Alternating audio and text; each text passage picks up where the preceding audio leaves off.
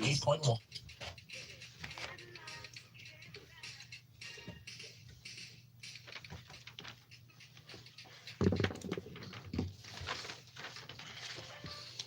Good morning, Lagos, and thank you for staying tuned to Smooth 98.1. This is Smooth Breakfast with me, Valentine Ohu. And Ayo Mairo Ese. And this morning, on morning. Freshly Pressed 981, we encourage you to send in messages through WhatsApp to 0809 444 0981. Also on Twitter. We are at Smooth 981 FM. Use the hashtag Freshly Pressed 981. We're also streaming live on YouTube. You can use the live chat option to send your messages in. Mm-hmm. All right, we have our analyst in the studio. We have Cheta Nwaeze. Good morning, Cheta. Good morning. Say that again, please. Good morning. Waiting now. Hello, Aji. Morning, Valentine. Morning, Ayo. And good morning, Lagos. Good morning. And good morning to Uade Ahimie, Nigeria. Good morning. Good morning, Valentine. Good morning, Ayo. Good morning, Lagos. Very They feel good Friday. by Cheta's response. Lagos, let's start with our first story from the Punch newspaper. Lagos to tackle crimes with central DNA database. Please be reminded we're streaming on YouTube, so join us and subscribe so you can watch us live. The Lagos State DNA and Forensic Center says it is working on a central DNA database to fight crime, especially tackling organized crime, and they've asked agencies to be aware of the resources that they can tap through this program. But your thoughts on this, Wade? Good idea.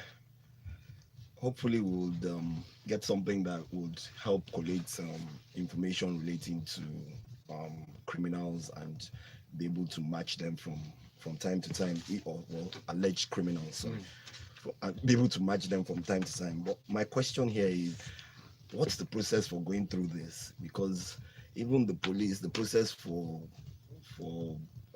investigating and getting information or putting together the case for alleged criminals is. How do you mean? Are you referring to maybe the way they would relate in performing their duties? How the authorities they have in working with the security operatives? Yes, police, how do they want to work with special forces, security operatives? That's one. But even the process of putting an investigation together. So like the arrest, how do you take the process? The process really is structure. Is really important here, because at the end of the day, we'll probably just have another DNA center, like we have so many other centers that you don't have enough things that work or collaboration between the parties that are necessary, including even the medical centers and all. All right, Cheta, please, you have the thought? Sure. Yeah. I'd like to knock this simple and short. Why? We have a very poor track record in collecting data. We can't even do the normal conventional databases properly. And then we want to go all the way to DNA database. This is how we set ourselves up for failure. You learn to, Peking will first learn to crawl before he will walk, before he will run. We are jumping 2 steps to go straight to this. And then when it fails, I'm not saying if, I'm saying when. When it fails, well, all of us will now be looking at the sky and wondering how it fails. Well, Cheta, don't you think you're being a bit pessimistic? No, I'm not being pessimistic. I'm being realistic. The reason why I'm asking this, there's a thin line between pessimism and realism. So the reason why I'm asking you this is because Lagos is set to be a 21st century city. And one of the... How many times have you fixed your shock absorber? Hold on. In Lagos State, we know that in Nigeria it's meant to be, and in Africa actually, it's one of the it's a forward-thinking city. We generate enough income to take on certain projects that other states might not be able to. Do you think that if there's a political will, it can be possible? Let me step in. Okay, I will still say step in first, then I will say something. I think to Cheta's point is that we leapfrog many steps and processes to get to a point where we just pretty much, I can guarantee you, somebody saw a DNA database somewhere and decided, hey, this is going to work in Nigeria. You cannot build castles in the sky. You have to do things on a foundational level. Yes. Databases have to exist across all the different agencies, banks, intersections, or whatever the case may be, before you now get to DNA. If you don't have those basic systems and infrastructures in place, then this is just going to be a white elephant project. That's the point Cheta's trying to make, which is why I agree with him on this. Is that we don't have if you cannot maintain basic databases of data, of basic information, right? Then how are you going to do one with DNA? which particular backup systems do you now have to now put that in place? Where is it going to sit? Is it what service is it going to sit on? Is it going to be in Nigeria? Is it going to be hosted outside the country? What is it going to happen? So these are the things that now point towards this pessimism that we're referring to. It's not just based on some inkling that we think nothing's going to work. It's based on real things. Revenue for Lagos per person for 2018, $115 per human being in Lagos. This is what we want to use to fund DNA database. We're not serious. In answer your questions, Nwaji, they said there's a data lab that they have, so maybe that could be a good resource to. Yes, they said. Thank you. That's because they said. Let's move on. Just to add something, like I said from the onset, and Nwaji has correctly put it. What's the process? Because you don't just start something and you don't have a process that would follow it. Our message from Diale Naja says, being critical with analysis shouldn't make the analyst become unnecessarily pessimistic. You can suggest better ways if the directions of the policies and programs seem different from yours. Next story from this newspaper. I'll come back to you, Cheta. Let's talk about payment later. 2 colonels and 26 soldiers killed in Yobe, Borno attacks. Cheta, you've been talking about how we underreport the real casualties on the part of the Nigerian military, but now this is coming to the fore as the anti-insurgency military operations in the northeast have been said to have suffered a setback with the attacks on troops in Borno and Yobe states. They said they were ambushed, and we record this number of casualties: 2 officers, 26 soldiers. Your thoughts, please? The truth is that the Boko Haram war, the fight against Boko Haram insurgency, no matter how much people try to paint it or try to sugarcoat it, it's going quite badly. If you watch the almost routine releases now, video releases from the faction of Boko Haram called ISWAP, Islamic State West Africa Province, you will find that they are clearly tooling up. It's in short, they give the impression that they've turned the Nigerian army into a store.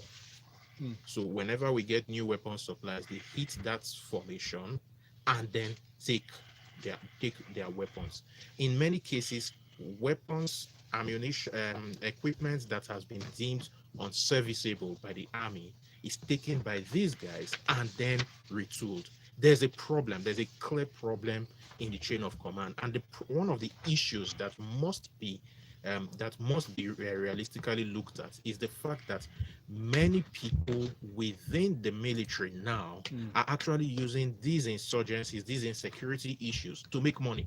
I mean, we heard of, I don't know if it was covered on Freshly Pressed, I wasn't around, but we heard of the 4 soldiers who took 600 million naira that belonged to their flag officer. That they were transferring from Sokoto to Abuja. Now the question becomes, what's in the flag officer they do with 600 million? That's number 1 question. Number 2 question: how is it that they abandoned their weapons, stole the money, and they couldn't even be, intercepted in any way, and ran out of an enclosure? 600 million is for each is 150 million each. When you're carrying 150 million naira on your head, you can't carry gun. We had billions though. Sorry, billion. No, it was million. It was million. You can't carry gun when you're carrying 150 million naira. So between 150 million and gun, you drop the gun. But Cheta, aren't you worried? Because I mean, I understand that you're well aware. Worried. Let me ask you, Valentine, hang on. I'm not worried. I am terrified. If you know what passes in front of me, because we track these things. It's part of what I do day in, day out at work. Yes. I came back from, it wasn't even leave. It was work I traveled for. I came back, I had 157 unread emails with respect to just this insecurity situation. It is frightening. Quick question. The other time, the military chief, the chief of army staff, was quoted as saying that the Nigerian military has recorded tactical victory, which we explained on this show to mean not outright victory per se, but I mean relatively compared to that of the opposition, or rather the bandits, that they recorded less casualties than the other. I mean, it seems like just sweeping the dust under the carpet and then downplaying the fact that life is very precious, especially on the part of the military. Same rhetoric or narrative translating to blaming soldiers for the errors or the mistakes they've been making. The problem with all of this rhetoric is this: facts are stubborn things, very stubborn. So this year alone, we've had 36 different attacks on military formations by Boko Haram. The year is still in July. It is the highest since the insurgency started. 415 people have been killed in those attacks in total. All right. Worrisome. Emeka on Thank you, WhatsApp Cheta. seems to think that the Nigerian army is not well motivated to fight Boko Haram. The security system should be reviewed. I'm sure the next story talks about. Let's jump to this next one from the Punch newspaper. Let's look at the minimum wage for first of all, because they say a hungry man is an angry man, right? But this conversation has been going on for a long time. It feels almost like so much of a stretch. From the Punch newspaper, minimum wage, Labour accuses federal government of divide and rule tactics. They have taken this much time, from my understanding, to agree to the terms and conditions in the negotiation for the minimum wage, the implementation of 30,000 minimum wage between them and the federal government. Because according to them, the leader of the Labour Congress, National Labour Congress, actually mentioned that Nigeria Labour Congress, said that the last time they made a mistake, they were so much in a haste to come to an agreement, but this time around they want to dot their I's and cross their T's. But what do you see is lacking in this agreement conversation? Where do you see it coming to an end? I don't know when it's going to come to an end. But you remember, I think it was a couple of months ago when we were talking about the fact that they had approved the minimum wage, and they were just about to set up a committee that was going to look at the wages for people between levels 7 and 17. And then we saw that it was already flawed from the onset. Labour themselves, when they were negotiating, according to the story, there's nobody on level 1 to 4 anymore in the Federal Civil Service. So how can you negotiate a minimum wage for just level 5 and 6 without thinking about those for 7 to 17 at the point at which you started these initial negotiations? And that's why they find themselves in this position. So at the end of the day, you set up a committee. Minimum wage was meant to start in April.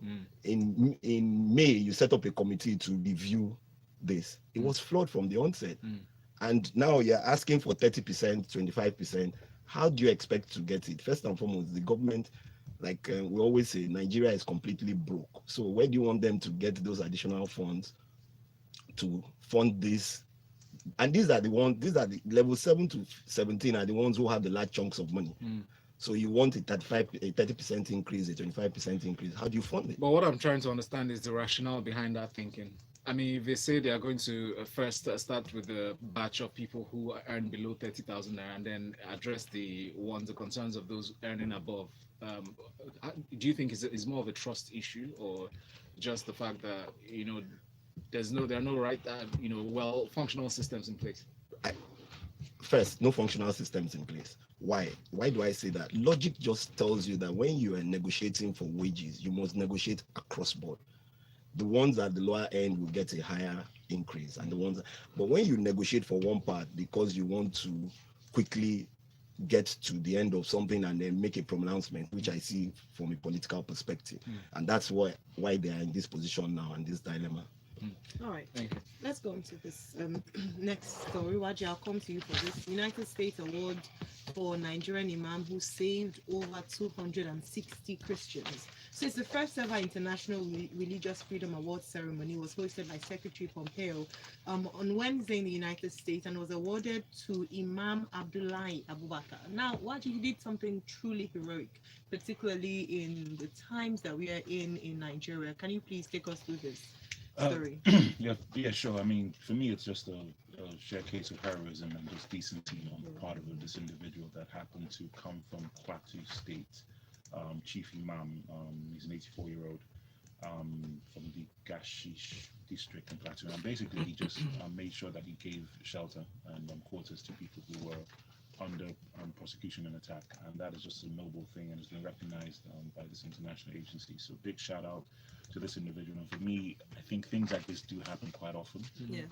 So I don't necessarily think that this is an isolated case. Maybe for whatever reason, this is the one that they picked up, which is No, but fine. what was unique about this is that he's a Muslim cleric, and Yeah, the people he it happens. presented were Christians. That's why I said that it's not uncommon. In Nigeria. In Nigeria, it's not uncommon Right. because if somebody is your neighbor and you, regardless of whatever ethnic or religious differences you may or may not have, just being that decent person, which I sincerely believe Nigerians have beyond the capacity of doing. Yes. So for me, I'm not shocked that it happened. I'm happy that it's being recognized, and hopefully for me it points towards the fact that shows that Nigerians do have that decency. Yes. And I do believe more of these things happen, and it'd be nice if more of these things could be showcased. Thank you very much. Yeah. That's, you hit the nail on the head, because I was hoping that, I mean, that narrative could be, could trump most of the stories. Because we have so many bad. Exactly. Yeah. Cheta, are you supporting this or? I just want to point out that the first time he was recognized was by the U.S. government, who hosted an event that our vice president went to without irony, and now he's being recognized again by the U.S. government in Washington this time. Don't we recognize our own? Yes, I was going to ask that. That was the next. Although he was invited to Aso Rock shortly after. No, he was. So the article speaks the to Aso Rock invitation. That's what I'm talking about. It was the U.S. government that organized that event. Yeah, the one where he got a Nigerian stuff. Yeah, but President Buhari has come out to commend his efforts. He's made a statement. But after Oyibo people started praising the man. So let me just follow up on Cheta's point, and I do appreciate his frustration. I really do. Yes. Which is why we need to take control of the narrative. We cannot depend under any circumstances on our government to celebrate these people. Thankfully, we have social media and other outlets where we can begin to express these things. So I think the onus is on very good-natured and good-intended Nigerian citizens and people like Cheta to go ahead and use their platforms to celebrate these individuals. Yes, absolutely. Yes, it's a shameful irony that the U.S. government has to recognize this before our own government does. But given that we know who our government are, we need to take control of that narrative and begin to celebrate these people even more. And hopefully influence them. Thank you. I think Hopefully. also, beyond the government, we must also take responsibility, and I say we as the media, because if we report stories like this, we keep seeing headlines of people killings, deaths, but how many times do we celebrate heroes? So let me give a very quick analogy to that, and this is many years ago when I was in education, right? And one of the things that happens when you're in education is that you get swept up with delinquents, you get swept up with the students that are doing very bad. And I'll never forget what a student said to me one day.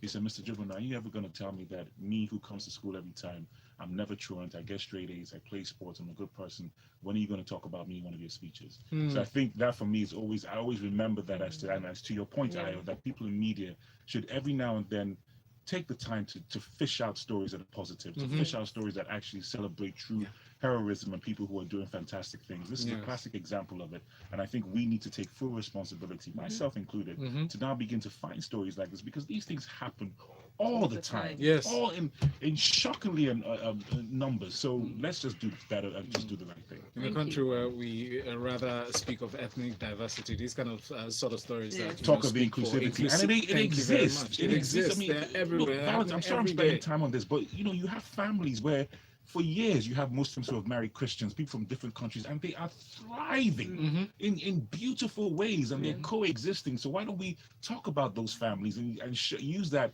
as examples to say that this is the true diversity of Nigeria? Just to add one thing, it just goes to show that we're human after all. Yes, first. Daily Times has a story. Cheta, please take us through this. Buhari has linked insecurity to illicit funds. New story? New rhetoric? I'm just repeating the same thing. Y'all looking for Cheta's trouble today. No, he has a point.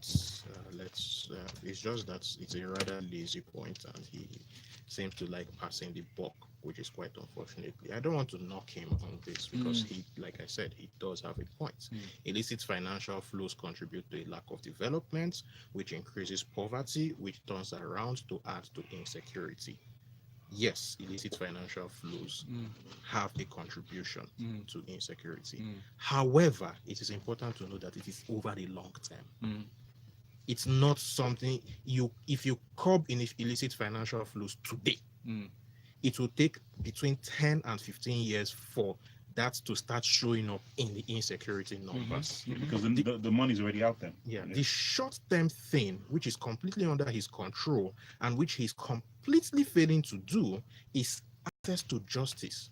One of the real problems of the increasing insecurity we are seeing is the belief now, it first started as a feeling, it has now crystallized into a belief and is beginning to crystallize into action. That's the president is partial. He's partial to one set of people. And because of that, people are now taking laws into their own hands. One. Second thing, The flow of small arms in Nigeria, it's ridiculous. There's a UN report that says that there are 350 million small arms in Nigeria. I don't believe that. However, the number is ridiculous out there. These are things that are under his remit that can be sorted very quickly. Third, this nature of our security architecture. Since 1929, the Nigerian security architecture has run in such a way that people are posted outside their regions of origin to secure the place. So I'll give an example. One time I went to Itu, which is in Akwa Ibom State. They had a communal crisis. We went there after the crisis to check. All the policemen who had been deployed were from the north. They didn't, as in I was the one that ended up introducing the head of those policemen to the chief of the village, because they didn't speak English. The man did not speak Hausa. So with my broken Hausa and my broken English, I combined it. They had been there for 2 months. How do you expect those people to sort any problem in that community? These are real issues that are in our face that help to bring this thing together in the short term. 30 seconds. Just a bit of a digression, but closely related. Don't you think it's time for him to respond to Obasanjo's open letter? But they've responded already now. Speaking to, responding in terms of taking action to implement some. I don't know what they're talking about. He has responded. He said that Obasanjo is not patriotic. So Obasanjo is not patriotic. Move on. All right, let's take this. Ladele Johnson says, I believe the media has a lot more work to do with respect to putting positive news out there. We propagate the negatives too much in this country. Advanced countries always have ways of playing down negative news. Nigerians, Nigerians need to wake up and not depend on negative news. All right. Negative news sells story, makes money. We're looking at the gridlock in Lagos State, and former governor Babatunde Fashola has an advice or some pieces of advice for the current governor Babajide Sanwo-Olu. He says complete light rail projects as well as fix other aspects of the roads infrastructure in Lagos State. What do you have to say about this story, please? Okay. Yeah.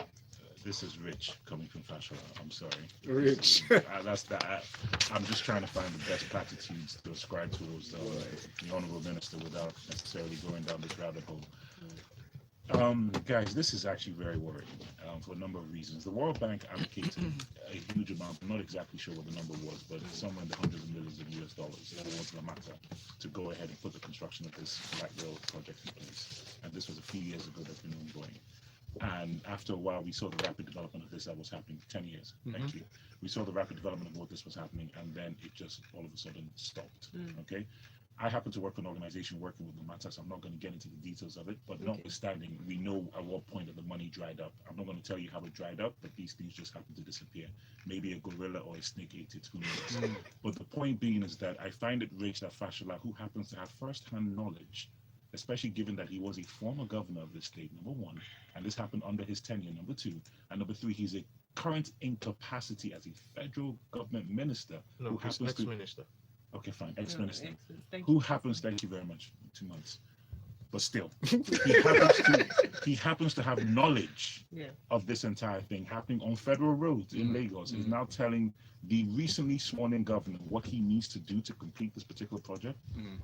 Maybe he didn't allow him to execute. No. Ayo, no, false equivalency. Don't do that. Apologies. Please. Cheta was going to. That Okay. was to cut my head off. But, But Ayo, you kind of like opened your head up for him to cut. Okay? quick message here from All right. Adenike. Thank you, Waji. Adenike says, I'm referring to the story of the man who saved Christians. I learned from a colleague who came to Lagos from Maiduguri. He confirmed that El Zakzaki's people always do similar things. That is, guarding Christians on Sunday and Christians guarding Muslims on Fridays. I believe there's more than meets the eye regarding his continued detention. All right, Wadi, let me come to you for this next one. So the Nigerian Financial Intelligence Unit said it would begin to deregister dormant companies, otherwise known as shell companies, from September this year. Very short story. Please just tell us what the details are. What's the role of the FMI? NFI.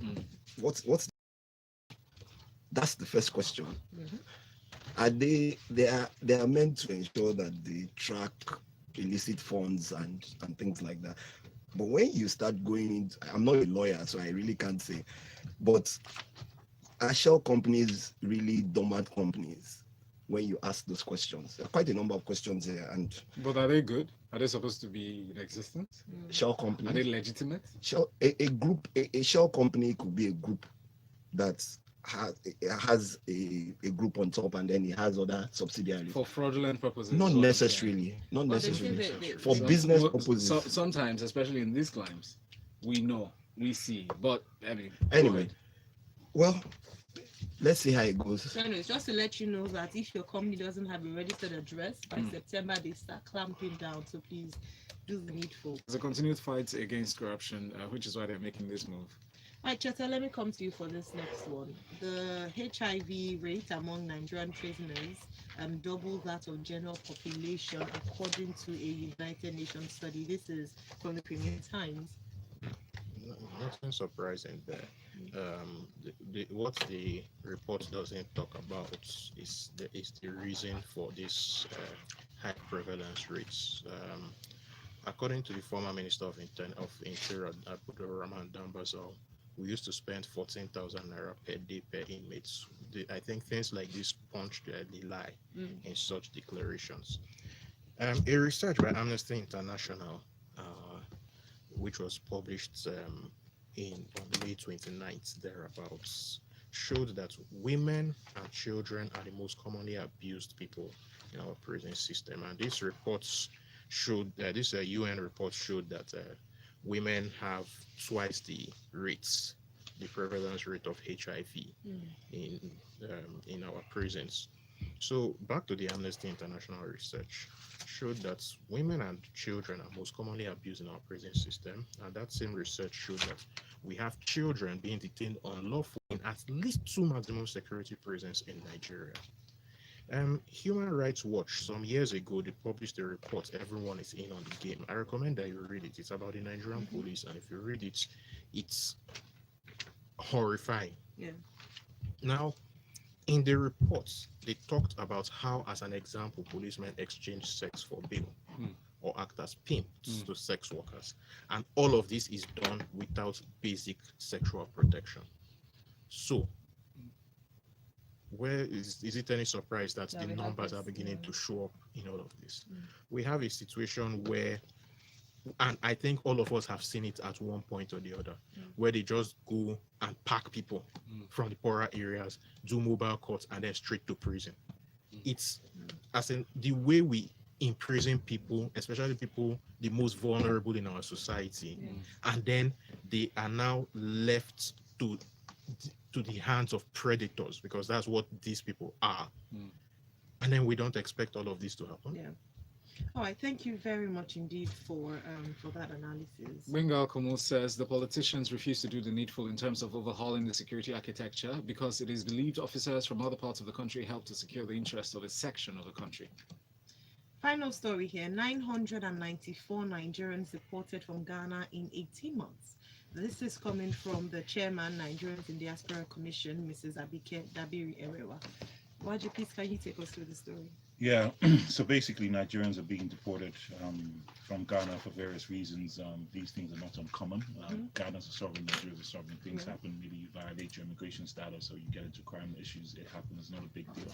What is worrying me is the statement that we made about how Ghana needs to watch out. That is deeply irresponsible. Because what are you saying, that because we're Nigerians that people don't get into crime situations or don't violate their immigration status when in those countries, and because they got deported, you take that upon insult on your person, and you now say that Ghana needs to watch out. Now, what if we do this to other Ghanaians? So what are you basically saying, that as a retaliation act, you're going to now deport Ghanaians without necessarily following due process? Is that the statement that you're making, that Ghana, as a sovereign nation, has no right to protect its territorial borders and integrity, and now begin to deport people who are committing crime, and then you're now getting upset, saying that we should now do the same thing to Ghana without following due process? Come on, Dabiri. You're better than that. Well, aside from Abike Dabiri's hubris, I think her hubris shows it's a deeply worrying lack of knowledge of what Ghana has done is not even right, because we are both members of ECOWAS, and ECOWAS ostensibly guarantees free movement. So I've not heard before you have to get your those are actually breaches of the ECOWAS protocol, which we both signed. ECOWAS is supposed to be like the European Union. When last did you hear of a No, Belgium no, being but deported from France? no, you can if you violate, because even Yes. though the freedom of movement does not stop you from now violating immigration Yes, status there's because your still passport there's still immigration represents. rules. But unfortunately, our time is fast spent. Maybe we'll Yes. continue this conversation offline, Cheta. Okay, and we shall Nwaji. continue Yes, it. we Yes, shall we shall. continue it. Thank you so much. And thank you to everyone who sent in messages. We see you. We're very grateful, but for lack of time, we can't go more further. We say a special happy birthday to Mr. C, Mr. C, our happy new birthday. analyst of Freshly Pressed 91. Happy birthday to you, and special thanks to all of you. Uade at Ring Nigeria, Cheta at Checkstar, CHXTA on Twitter, at Nwaji, he's the corporate MC, corporate with a K. Good morning, Lagos, and join us next for sports. The headlines. The stories. Actually, based on the ECOWAS protocol, they are supposed to be able to Move freely. not just move freely. Nigeria, yeah. But if they commit crimes, if they commit crimes, they don't deport. They should handle them. actually there. try them. Yeah. But my point is this: there are still grounds Yes, for deportation. yes, So that's it's not. it. It's not And like it's also, not like the Cheta, ECOWAS agreement. yes. The agreement does not remove deportation. So Yes. there's certain things. I'll have to check that. Yeah, that's the point I'm but trying to make. what I do know is that within ECOWAS, we are can- all supposed to be like citizens. As I in, agree 100%. But my point is, I get your point get my about that point, yeah. because no, even beyond that, my Yeah. point is that No, even but I there's think still. in terms of foreign policy, foreign relations, we have a huge gap there. We actually don't have any plan. huge gap. Yeah, It's It's a empty. canyon. No, we don't have a foreign policy. We don't. It's a canyon. So that's see, the why. problem- and one of that's the why biggest she will make. problems Do you follow her on Abigail's Twitter? W statement. Do you know No, what? I'm blocked on her Twitter. Do you know what happened? When she made most of these government have blocked you. Once those things, when her Sudan, I think she handled that very well. Yeah. Yeah, I was actually a fan then. yeah. But then ever since then, I think She does, I think because No, I She got think one of swallowed the up things, by- and it's I'm the thing. yeah, it's a like general thing. thing with people in public office in